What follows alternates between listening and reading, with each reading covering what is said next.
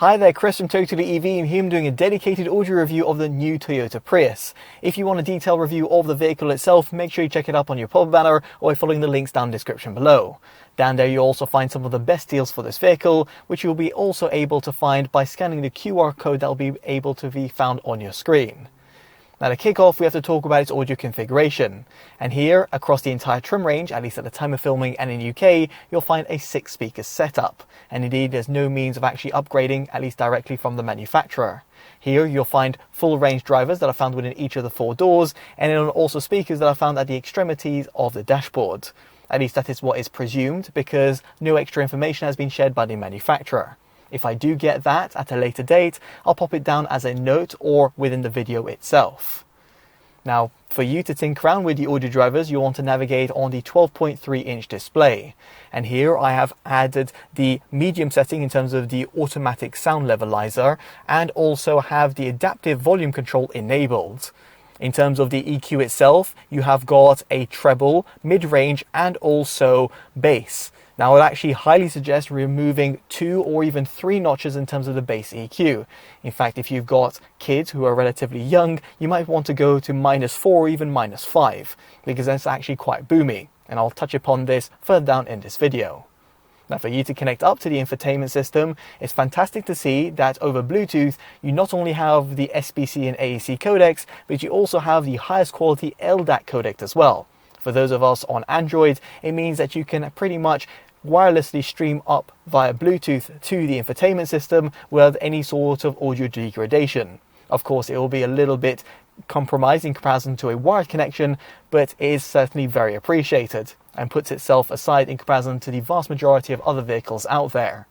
Now, you do also have Android Auto and Apple CarPlay, which are supported over a wired transmission, although Apple CarPlay also gets wireless support, at least at the time of filming. And therefore Android Auto might also get wireless support at a later date via future firmware updates.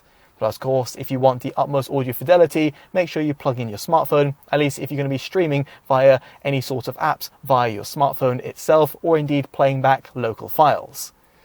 Now, past all of this, let's get onto cabin noise. And here the objective measurements will be on your screen. What I'll say, however, that in terms of me being sat within the cabin, is that the vehicle does feel a little bit noisy, namely at higher speeds. And bearing in mind that I'm actually driving the design trim with the 17-inch alloys, therefore means that if you're going to go for the 19-inch alloys, which come as standard in the XL trim, and 17-inch alloys are actually optional, then you might actually have even higher rolling noise.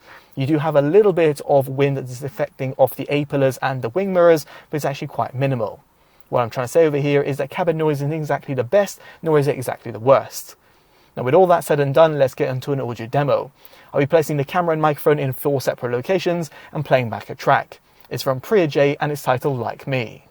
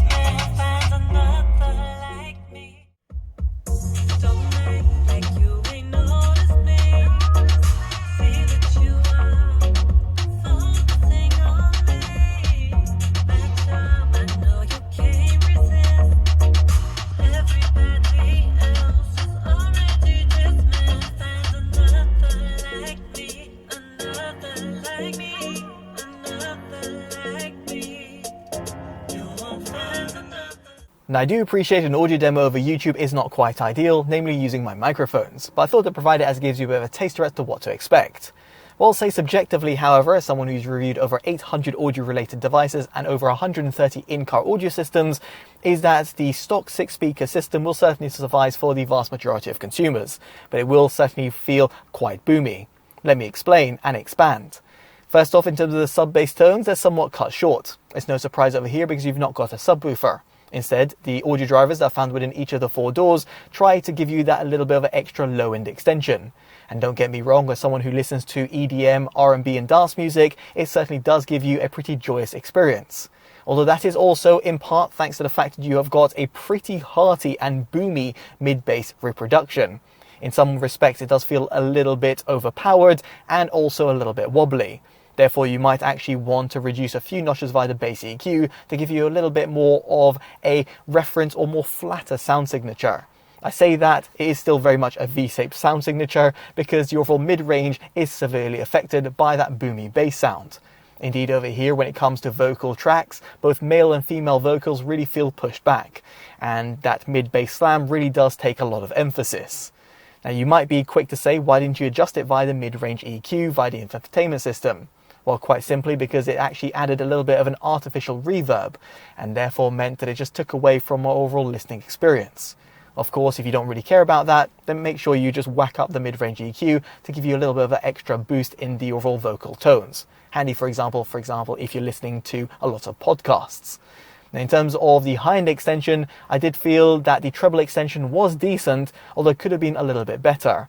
I would have actually wanted a 0.5 adjustment in terms of the treble EQ, at least for my hearing age and in terms of my own sort of taste, because over here I felt that 1 notch in terms of treble EQ added a bit too much harshness and sibilance, and therefore I just had to result in just having a little bit of a degraded toe tapping experience by going in terms of the 0 EQ. Now, as for the overall soundstage reproduction, it's decent, albeit not exactly all that impressive.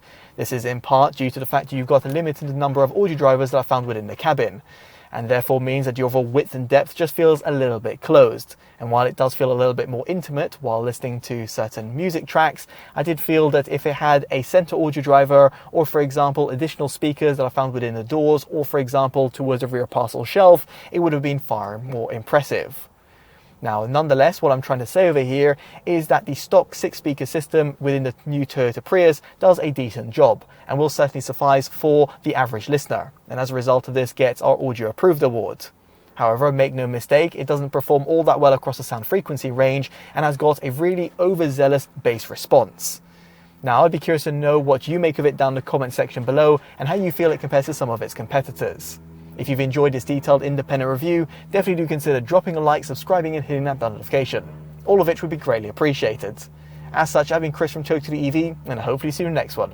Take care of yourselves, and goodbye.